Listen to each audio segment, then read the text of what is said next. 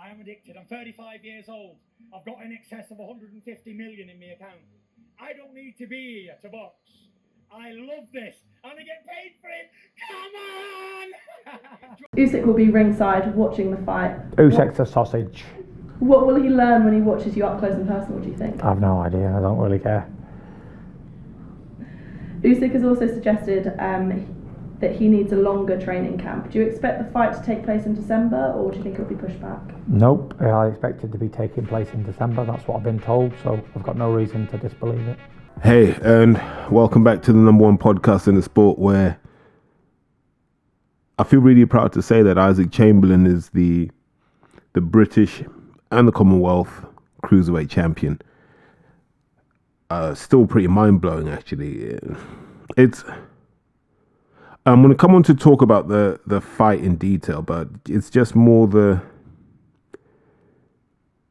whole story behind it is crazy, isn't it? When you really think about Isaac Chamberlain, when you really go back in your own individual archives and look at the story, you know, young, talented Brixton cruiserweight, charismatic, interesting, on his way up, fights Wadi Camacho, pops his shoulder out, goes back in, goes on to win, and he becomes the fans' favorite because we love to see that. That's the warrior spirit. Everything goes well. The Okoli fight happens, and it's a bit of a damp squib. Styles make fights. Obviously, a clash of styles. It wasn't great. And from that point, I don't think there's been a boxer since February 2018, I think it is, that has been that unlucky in terms of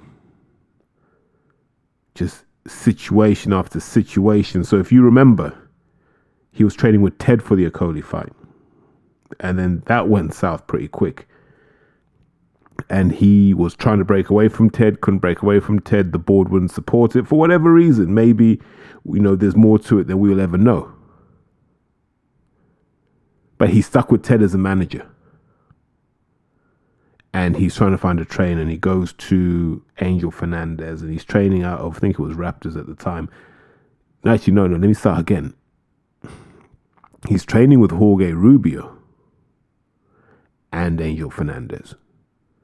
And so when all of that starts to go a bit mad, Isaac makes a choice and he chooses Rubio. That goes a bit south. Ends up with Glenn Johnson. That goes a bit south. And at this point, you're just wondering, like,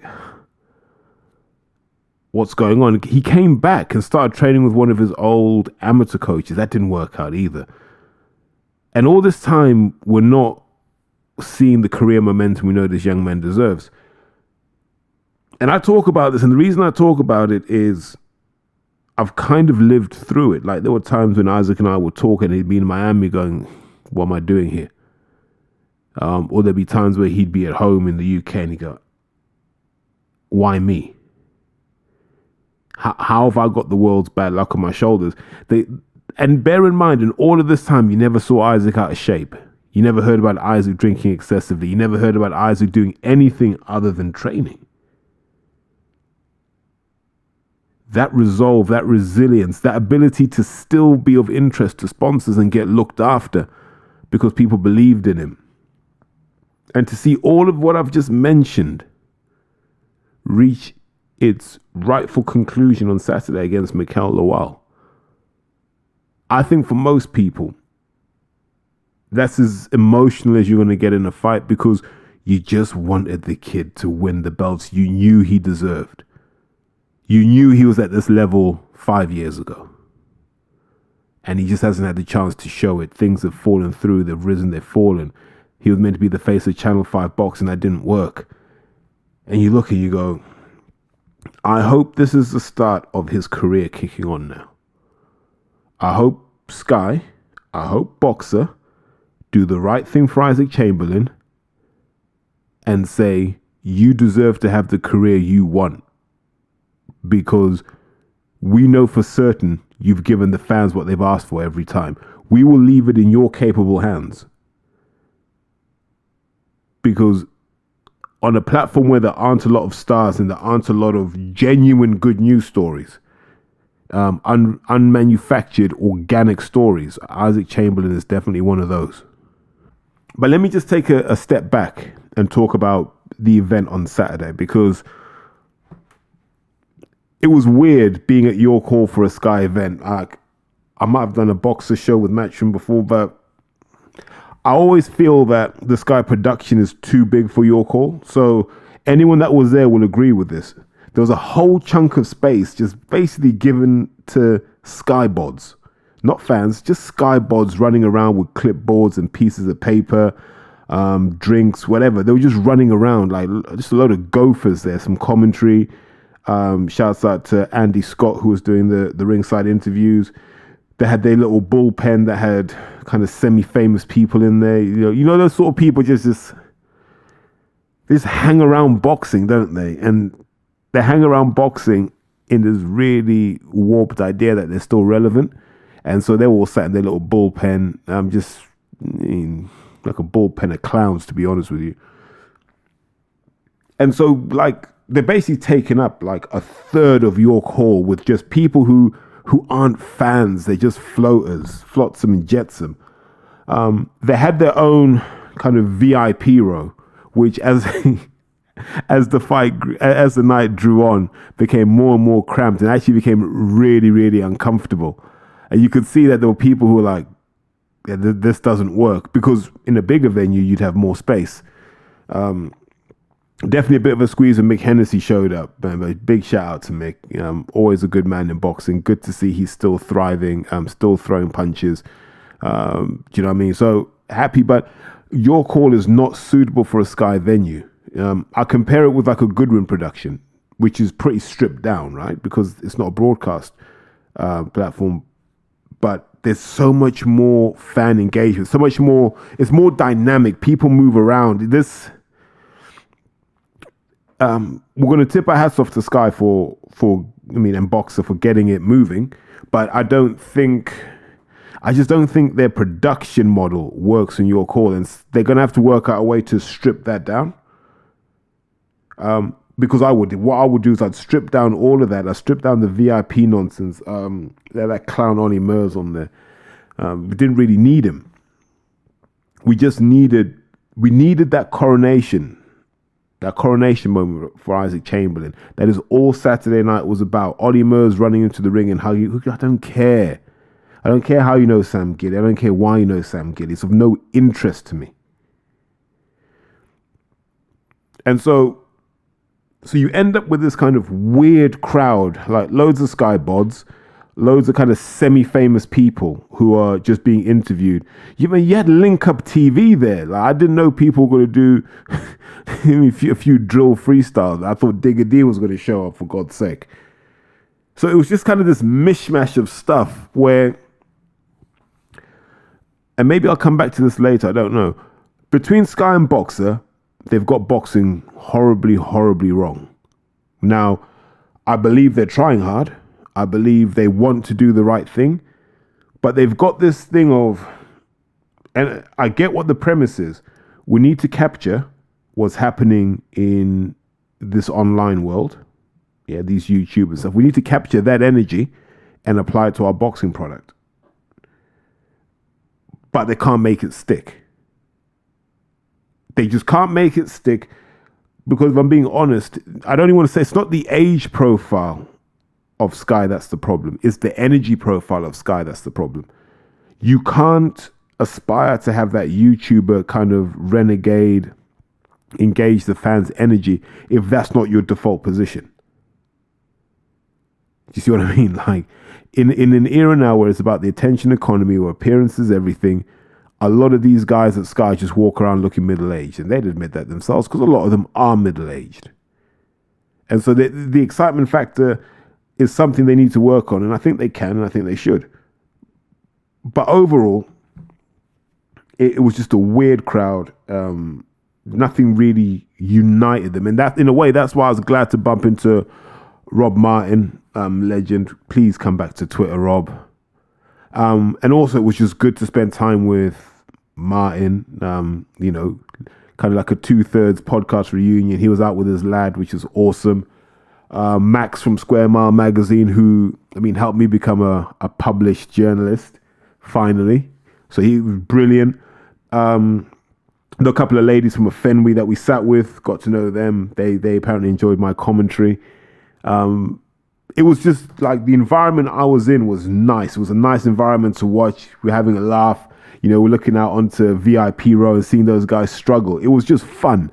And the view was amazing, right? I love that kind of upper balcony York Hall view because I can see the tactical side of boxing the way I like to see it, because I can see all of the elements and I can just see the shape and dynamics of the fight better.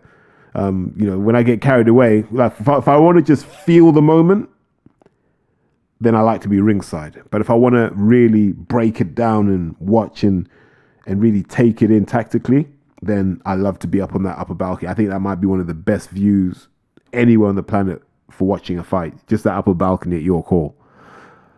So Sky Boxers should get the credit for making the event happen and making sure the boxers got paid. But I think when they have their debrief, and maybe they've already had it, lessons will be learned from that. If you're going to do a show in York Hall, it has to be accessible for the kinds of people that just want to see fights. That's it. Like, it's pretty much that simple. Like, you're not trying for super spectacular production values on that. It doesn't make any sense. It's York Hall, for God's sake. It's a leisure center. Do you know what I mean? Like, let's represent it properly. So how about we talk about some boxing for a few minutes? Let's actually get back to the core purpose of this podcast. So let's just fly through this York Hall card. I had to catch up on the Karis Artingstall fight because I think she boxed as I was traveling up. Here's what I'll say about Karis Artingstall. I haven't seen a woman put down that many people with her power punches. Like, put them down, not stagger them, not push them onto the ropes, put them down. She was notorious for doing it on Team GB, and she's doing it now as a pro. Unbelievably strong for her weight class. Got the height to match. I think she's one of my favorite fighters to watch. Male, female, doesn't matter. I just wish she could get a bit more nastiness in her. I know she's still trying for Paris 2024, and she's kind of doing that kind of dual registration sort of thing. But when you're in the pro game, just that nastiness, and she's got the power to do it. But if she can unlock the inner monster in her, then I think she'll be a force. Because she's the sort of fighter, and I said this about Chantal Cameron. You imagine in her younger years, she was scrapping. Like, she just wants to do it. She wants to fight. There's not loads of finesse to it. But when she gets busy, she gets busy. So, happy for Karis Artingstall. She could fight for a world title whenever. I just think she has to manage. I think she has to manage her eligibility for Paris 2024, which is what I think the consideration is. Hence why her and Lauren don't box as often as you'd imagine they would. Which then begs the question, why would you pay so much to sign them if you know that they're limited in the number of fights they can have? Don't know. Not for me to answer. Mick Hennessy Jr. or Michael Hennessy Jr. versus Joseph Laws. They basically found Joseph Laws, I don't even know, he might have been on holiday, he might have been on a stag do, and they said, mate, do you fancy a fight?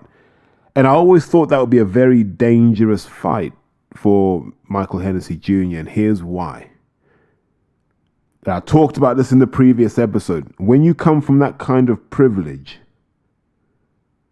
you can have all the boxing technique in the world, all the boxing IQ in the world. If you don't have that toughness that comes from not getting everything you want, that toughness that comes from having to overcome adversity in life, in the ring, being battered about, doing things on the back foot. If you don't have that, boxing's a very hard game. Joseph Laws has a lot of that.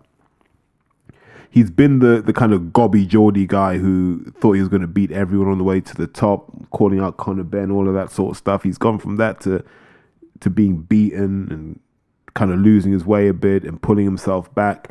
And so he's on that rebound now. And so I thought it was a good fight for him. It was a good opportunity for him to remind the British public that actually Joseph Laws is not a bad kid in the ring. His thing will always be this thing.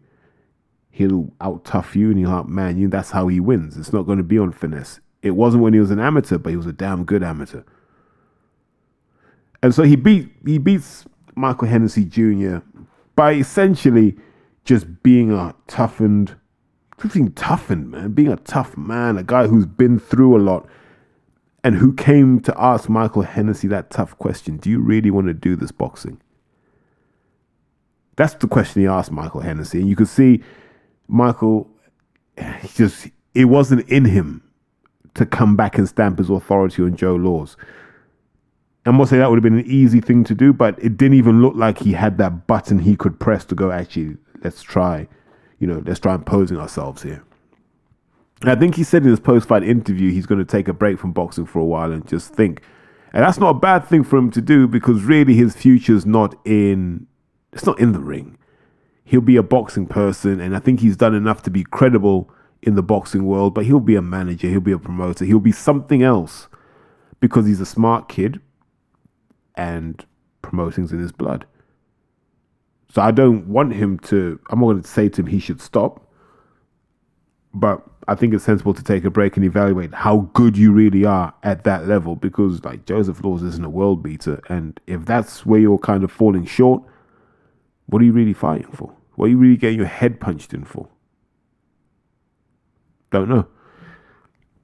So what do you do with Joe Laws now, Joseph Laws? I don't know. I genuinely don't know, because you wonder if he'd be consistent enough to invest. He's being managed by Lee Eaton, so I imagine Lee will kind of keep him in line. I hope Lee keeps him in line, because he's an interesting character. He's the sort of person that, style-wise, character-wise, you don't mind him on a card. If someone says, yeah, Joe Laws is fighting, and as long as he's in a competitive fight, it's worth it. But yeah, so we've covered 2 fights. Then there's Sam Giddy versus Louis Green. Odd one, really. Sam Giddy had like the biggest gloves I've ever seen, man. They're insanely large for 10-ounce gloves. But it was literally the boxer versus the brawler. Louis Green, respect to him for being Commonwealth champion, but technically he looked out of his depth. The body shot he got dropped with was, You watch it slowly and you think, if Louis Green just keeps his elbow tucked, he's okay. But it was a split-second flaring of the elbow that just opened up the liver. You can't time that. That was just right shot at the right time. And he dropped him. And after that, you felt Louis Green was chasing the fight and Sam Giddy was just boxing his way over the line. It was a compelling enough fight without it really catching fire. And the reason it didn't catch fire is Sam Giddy doesn't hit hard enough. If Sam Giddy had the power that Louis Green had, that fight would have been done in 4 or 5 rounds. Because there was a point in the first round where Louis Green's hit Sam with a right hand, and you saw Sam's legs go a bit, and you're like, well, maybe Louis Green is the real deal. But no, it's Sam Giddy. Sam Giddy's now the Commonwealth champion. I wouldn't be surprised if they get him in with a Lee Cutler or someone of similar ilk to help elevate Lee. I don't know if Sam Giddy would. Actually, I don't know if he'd fight in December on that Bournemouth card. I wouldn't be surprised if Giddy versus Lee Cutler is something that's talked about for a belt. I know they're high on pushing that kind of Parkstone SK4 kind of axis of boxers. So I understand that. Although I don't think Lee Cutler's with Kev anymore. He's not with Kevin Thorne and Lee, I don't think. So we'll see. But yeah, that was a good fight. And then the main event. What did you say about the main event? Thought Isaac came dressed for a coronation. That Venom outfit that he had, the gloves, all looked incredible. All just looked, he came prepared. When you're coming out in that outfit, you got M24 with you. People have come, like South London's come to see a moment a lot of people have invested in, especially in Brixton. A lot of people wanted to see Isaac kind of crest that wave and, get to that level because they've always believed in him. So it was like a reunion. It was good to see folks out there like Dean White. Isaac paid tribute to Dean White's lost son, which was, touch of class as well. And then Mikel Lawal comes out. Really good reception. So he must have shifted a fair few tickets. I like the fact that he had good support. I didn't want it to be one-sided because Mikel Lawal's a good man, by the way. Like, I've seen him, sometimes I'll bump into him when he's on his runs. He's a good man. He's a good character. And I wouldn't have wanted him to be booed out of York Hall. He deserved to be where he was, and he deserved to be in that fight with Isaac. And I thought the York Hall crowd showed enough respect to that. Before the fight, my thing was just when I was asked what my tactics would be, I said just don't give Mikel Lawal a static target at a range he's comfortable with. I wanted Isaac to push him onto the ropes as often as possible. And when you couldn't push him onto the ropes, just stick to the jab and move. And then when you had him tied up, march him to the ropes. This is all. If anyone stood next to me, that's all I kept saying. Jab high, jab low. Right, now work him back to the ropes, create space, let the hands go. Because once you give Mikel Lawal his punching distance, he will hurt you. So if you watch the fight back, the first 4 rounds, Isaac's coasting. Lawal can't get his feet set to let the shots go. You know, there were a couple of those big bombs that he threw that went whistling. And actually, you saw Mikel Lawal's growth as a fighter because we'd all associated him with just a booming right hand. There was a booming left hook in there as well. He's evolving as we watch. He's developing. And what I liked about Mikel Lawal, I'm going to come on to Isaac in a sec. I liked Mikel Lawal's ability to adapt because once he realized Isaac was going low, he started to lower the trajectory of his right hand to try and catch him as he was shooting low. And it meant Isaac had to really be on his technique. He made other adjustments where in the first 4 rounds, he was trying to move around with Isaac to try and catch him. And then he just said, right, I'm going to hold the middle of the ring. And when you come into me, we're just going to fight it out. And that worked until he realized Isaac was stronger than he was in those clinches. So then he was like, I can't do that. And then there was another pivot where he tried to put Isaac on the ropes and work him over. And so when that didn't work, you could see him now going, I think I've run out of tricks here. And I think after about round 8, Lawal was literally trying to see his way through to the end of the fight, live to fight another day. But if I can catch him, I'll try catching him. And I thought Isaac boxed the most disciplined I've seen him box in a long, long time. So credit to his coach, Bobby, because I thought Bobby gave the right advice at every point in that fight. Kept Isaac focused on the game plan.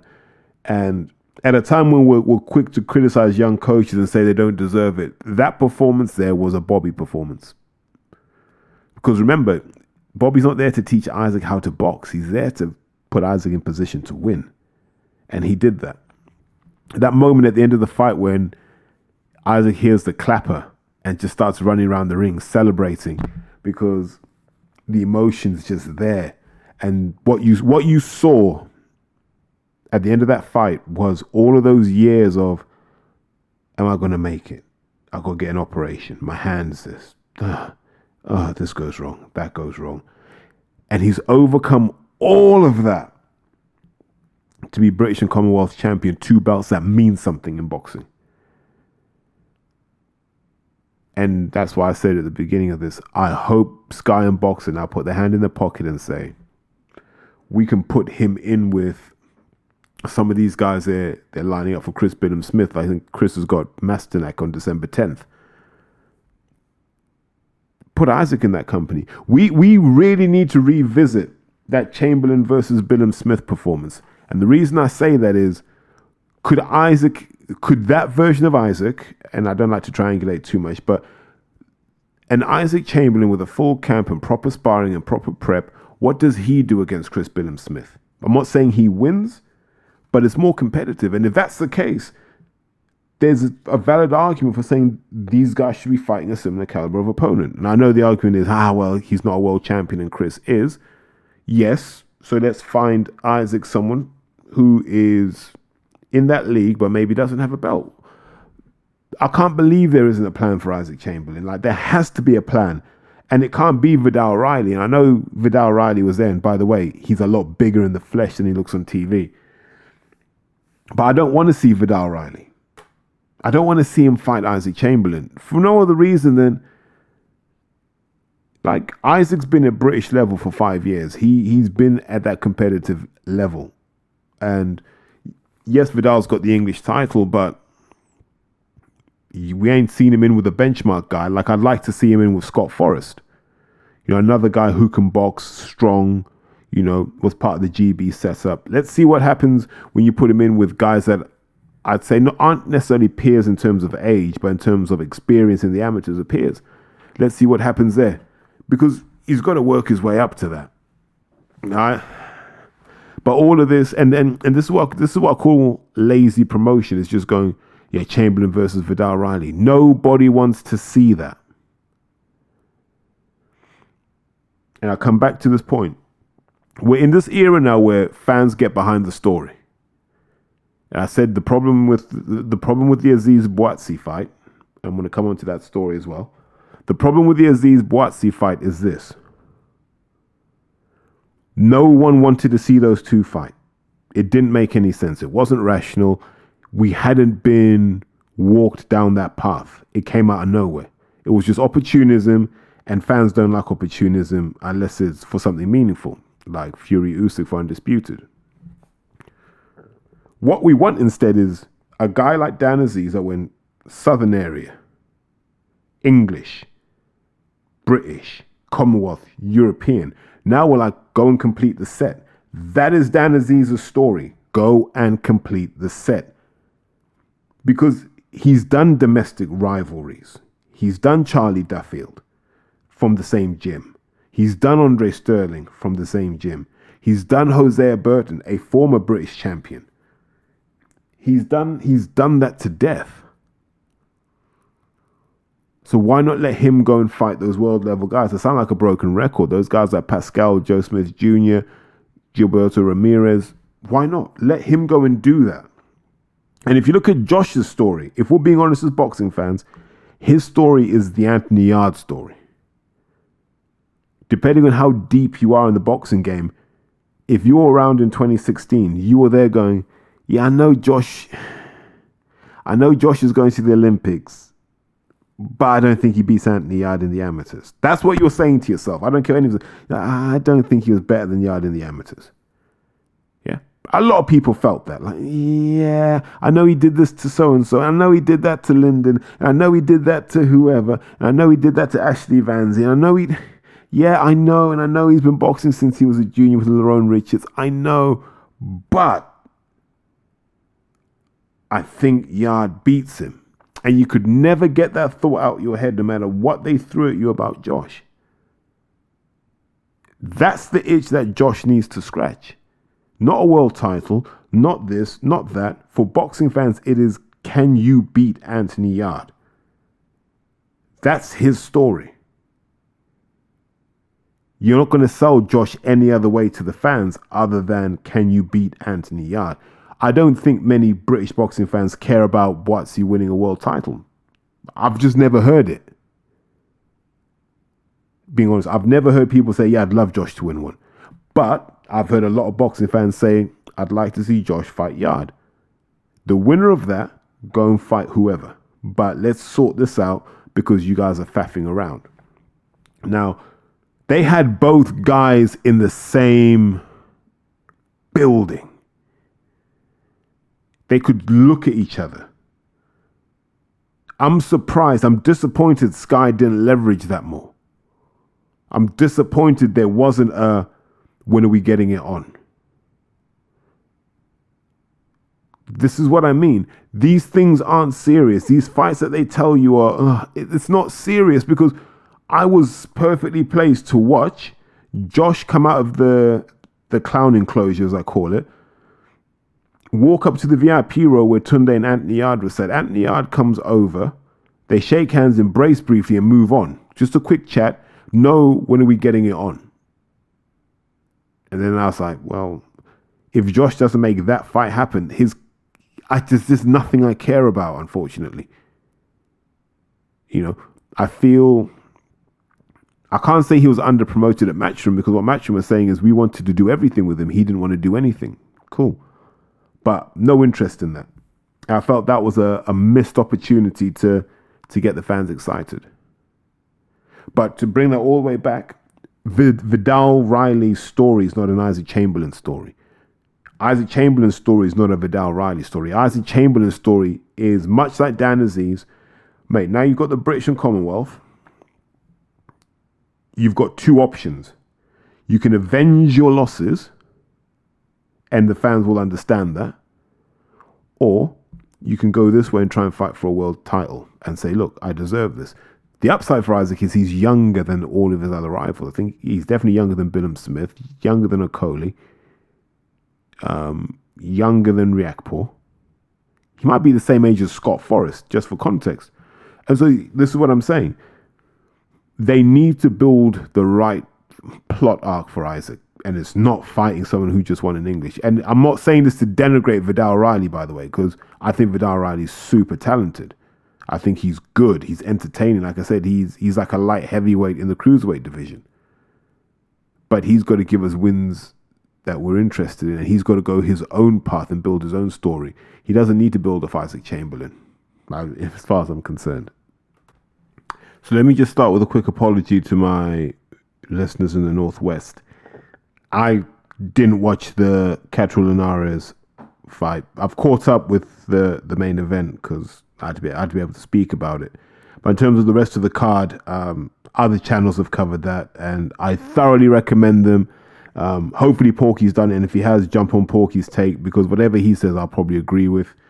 But let's focus on Catterall Linares, a fight that never made any sense to me. So you're going to take a guy in Jorge Linares who was fragile as hell at 130 pounds and bring him all the way up to 140 pounds like we're going to see something different. I mean, he wasn't struggling to make 130 pounds. So he goes up, and like, Catterall's not a small junior welter. Catterall is a comfortable junior welter, but he's not small at that weight. You can see the size difference in the fight. But here's what it boils down to. And I know I could talk about Catterall winning on points. I think he dropped Linares, if I remember. But here's what it boils down to. You pulled up an old man, a guy who had been boxing for like 20 years. You pulled up an old man to 140 pounds. And that's your showcase fight.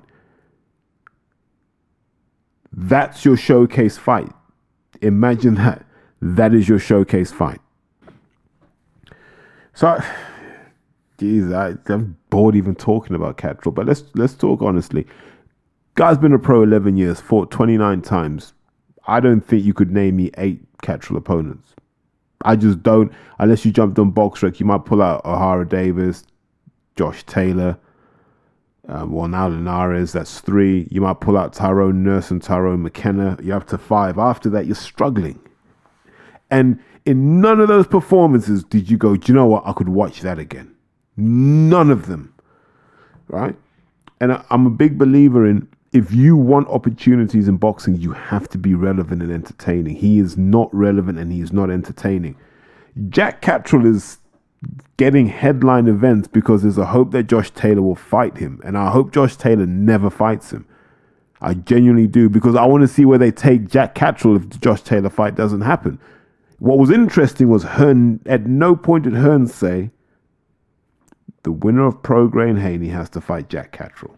What he said was, the winner of Prograis Haney will fight Ryan Garcia. That lets you know Jack Catterall is a chess piece that's solely there for the Josh Taylor fight. That's it. There's no other fight for him.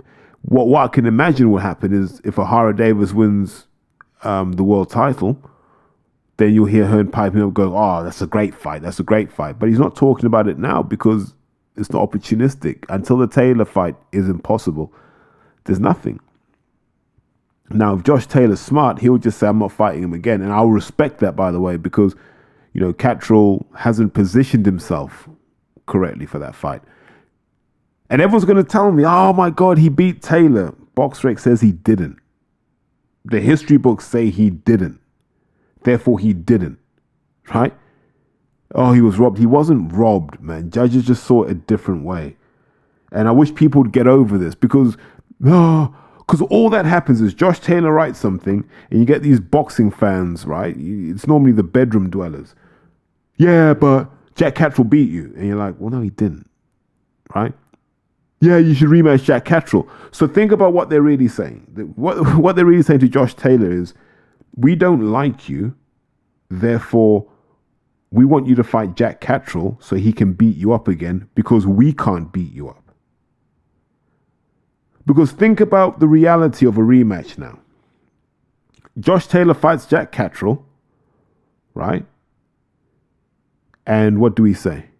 If Taylor wins, Jack probably wasn't that good anyway. Bad day at the office for Josh. Can see why he's undisputed. Josh Taylor loses. He's been on the slide since he won undisputed. That's what you'll say. You say, yeah, he lost the first one to Catterall, lost to Lopez, lost to Catterall again. He's washed up. So Jack Catterall doesn't win in these scenarios, by the way. You understand that he doesn't win. And here we go with the fans go, yeah, he should fight this guy. No, he shouldn't. Like, if Eddie Hearn's not going to put you in with the winner of Haney Prograis, he doesn't value you because you're not entertaining. Your style's horrible to watch. Yeah. And that's always been the case. And that's why people have never invested in Jack Catterall, because you can't say he's not good. He is. He's a certain kind of boxer. And if you like that kind of non-committal, counter-punching southpaw, awesome. Like, you're one of 25 people. Yeah. I don't. It's not enjoyable. If someone told me he retired tomorrow, I'd be happy. Like, can we wheel out Scott Fitzgerald? If we're going to have someone from the Northwest, can we at least wheel out Scott Fitzgerald? Because he seems to be a bit more of a laugh. You see, but those two cards are the problem with British boxing right now. How can you have a matchroom show and a boxer show on a Saturday night, and if you put those two cards together, we'd still moan? Like, we would still moan. We need to do better. And I don't know what it is. Is it a lack of real talent? Is it an inability of these guys to test themselves against the right people? I don't know what it is. But what my suspicion is, there are too many people between the fight happening and the boxers who want the fight to happen. There are all of these people maneuvering, shenanigans. Look, I was around this weekend, man. I was around when they were negotiating and talking about certain fights happening in December. I saw it. I'm like, fucking hell, just make the fight. Do you know what I mean? Just make the fight. Like, if it's going to happen, it's going to happen, and the public will just buckle up. All this, what about this? What about that? No. Just stop. Like, and that's one of the problems. You have a lot of people that insert themselves into these discussions that have very little idea about how this game works. That's what's happening a lot. A lot of people are inserting themselves into these conversations who maybe they've got a marketing business or a marketing degree, whatever. They've got their little thing there, but they don't understand boxing's a unique beast. Boxing's a lot of horse trading. Sometimes you've just got to put yourself in a harmful position to get the opportunity further down the line. That's how this game works. It's what it's built on. You can't always sit around and wait for the right fight. A lot of people have just been shelved because of that. And it's not nice, but boxing is essentially the trading of meat for profit. And look, like I see a kid like Dennis McCann. Dennis McCann's got talent to burn. And he's fast becoming the next Billy Joe Saunders. So he's left iBox from what I understand, and he's at 10 Goose Gym. Both are good gyms. I think if you get to work with Al Smith and Eddie Lamb, I think you're in good hands. I think if you get to work with Joe Goose, you're in good hands. But the question is, why are you changing? Are you changing because your trainers aren't up to par, or you're not up to par? Because we're going to find out in the next fight. My thing has always been this. Trainers have a peripheral role in your ability to win. They put the structures in place, but that's about it. You have to live the life. All that eating Haribo stuff, do you know what I mean? That's the tip of the iceberg, you know? You hear stuff in the traveler community about how he's behaving and stuff. And it just smacks of another Billy Joe Saunders. And I hope I'm wrong on that. I hope he goes to America and he's inspired to be like these other guys, like these Devin Haney's, who are never out of shape, always in the gym, always perfecting their craft, testing themselves, challenging themselves. I hope that's who he becomes in America, because if he doesn't ditch the the behavioral issues that have stunted him. If he doesn't mature quickly enough, he'll find that potential wasted. He'll be another Frankie Gavin. That's my worry. And he's too good to end up that way. And that's no disrespect to Frankie Gavin. But Frankie never took it seriously till it was too late. And boxing is so unforgiving because these are the years that McCann needs to maximize his talent and opportunity. He really, really does. Yeah, I'm just aware that I'm talking forever here. Can we just touch on Riyadh season? So Fury and Ngannou. I don't mind watching that actually, because only the Saudis could give us a halfway decent undercard. So I'm not sure if Solly Dakers is also boxing on this, but we're going to get Fabio Wardley versus David Adelaide, which is a rivalry I never thought I'd love until I saw it. And I go, these two guys on a TV show would be brilliant. Imagine those two having to row the Atlantic. But this is what I mean. Like, you're telling me between Adelaide's manager and Fabio Wardley's manager, no one has gone, hold on, can you imagine these two having to work together? Or SAS Who Dares Wins. Can you imagine these two having to do stuff together? It would be amazing television.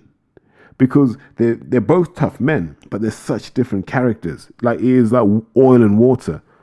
Why can't we have that? Why is no one suggesting, look, get these guys on, just get them to do something. I don't know. They could race each other, race motorbikes, whatever. You know, they could, I mean, have a drum off. People, I mean, get 2 drum kits and let them go. But no one thinks outside the box. So these guys will never grow. But that tension is compelling because it feels like they're both being themselves. And it's just meshing so well. Even you could see Frampton was like, God, this is good. So I want to see that above all else. I'd like to see Bukoli versus Takam just to see where Bukoli's at. Like, we're hearing Billy Nelson talk about him stopping Usyk. I need absolute clarity on what he means by stopping Usyk. Like, he may have just hit him, nicked an eye or something, and then Usyk said, all right, I've got to stop. Or did he put him down and have him snoozing? I think with Bukoli's, either scenario is possible. So, can you imagine Matchroom trying to do this? Fury and Ngannou, Bukoli, Takam, Adelaide, and oh God, what's his name? Slips my mind. Adelaide and Wardley. Heard will never put that on. And if you see the money the Saudis are spending promoting this, and you go, wow. And it anchors the point I made last time. The Saudis will do anything to retain strategic assets. Yeah. This is a good way to combine the boxing and the UFC market and get all of those fans looking at Saudi. If you look at Fury's on a full-on Saudi promo tour. He's promoting that to any and everyone, which, you know, is understandable. They're paying him a truckload of money. But in terms of Saudi being the future of boxing, nah. They have an aspiration to build Saudi boxers. They have no aspiration to bring people like, God, I don't even know, Liam Williams over. Because there's no reason to. But they want to do the undisputed fight. Why not? And I've loved this week because we've had Fury just mocking Joshua. Because it's true, like, Joshua is literally on the outside looking in. Do you remember when Hearn was telling us Anthony Joshua only does stadium fights now? We're just going to book stadiums for Anthony Joshua. We ain't even going to tell you who the opponent is. And now they're talking about Anthony Joshua may have to fight the Wembley Arena. And they'll style it off and say, well, you know, he's coming back. It's local to Watford. So all of his people can come and cheer him on. They'll do all of that. But Anthony Joshua was never meant to fight the Wembley Arena once he won a belt. So whatever money Hearn thought he was going to make off Joshua, that number's going down drastically. And Fury's taking great pleasure in hammering it home. But if he says he's not going to fight Joshua, then he better not fight Joshua. I don't want all of this toing and froing, this umming and ahhing. If he's not going to fight Joshua, just don't fight Joshua. Joshua's not going to fight Wilder. Let's all just move on. Because there was that ridiculous claim that, yeah, me and Wilder could be on the undercard of Fury versus Usyk. And I thought, what?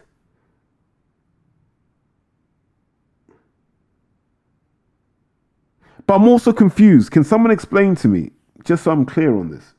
Anthony Joshua went on a 4-day retreat somewhere. And then he was at the USA Grand Prix. That doesn't make any sense to me. I don't think he did 4 days. And why are you having a darkness retreat? To do what? You've taken your AirPods, your phone, you've taken your entourage, probably you shipped your Range Rover over, like that, to go and sit in a man-made cave. For what? What did he say? This is how lions are made. Well, I thought it was conception, but okay, this is how lions are made. Just a weird guy. I worry about Anthony Joshua. I do. I think the guy might actually have a mild form of mental health condition. I don't know what it is, but there's something not right with him, because it's all a bit knee-jerk. Maybe this is who he really is, a paranoid, insecure guy. You know, when you're 6'6" and you're paranoid and insecure, you can lash out, and maybe that's how he got that reputation in Watford. Because none of it makes any sense. And as Fury said, out in the cold, frozen.